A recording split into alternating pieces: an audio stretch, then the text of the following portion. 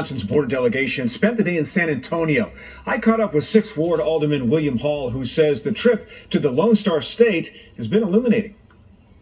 Before being bused to major cities like New York and Chicago, thousands of migrants pass through San Antonio, often spending days in shelters, costing the city tens of millions of dollars. And like Chicago, leaders in Texas found themselves struggling to meet the massive financial burden of caring for asylum seekers.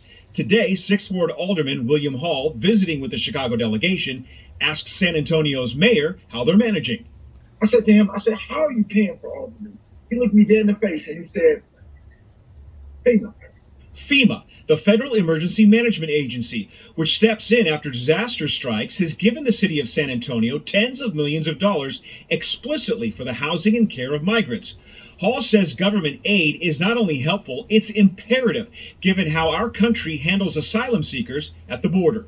They take everything from you. They give you basic clothing, they make you take a shower, and you sit in a holding cell until you clear security. At that point, the governor has his buses waiting for them to walk through a barbed wire fence, and he tells them nothing. Alderman Hall was touring a border facility like this one when he realized the government is actually helping to direct migrants here to Chicago.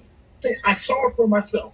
Base camps that are operated by Border Security, Homeland Security, right there at the border in El Paso, big old circle in Chicago. I asked the officer right there, why is Chicago circled on your board? He said to me, this is where people see the best opportunity. Soon to return to Chicago, Hall is now more convinced than ever that the solution to the skyrocketing cost of sheltering migrants here should come from one place and one place only. The United States can write over $10 billion in funding for a war, then he can write clearly a check for $300 million to level our budget to deal with his crisis.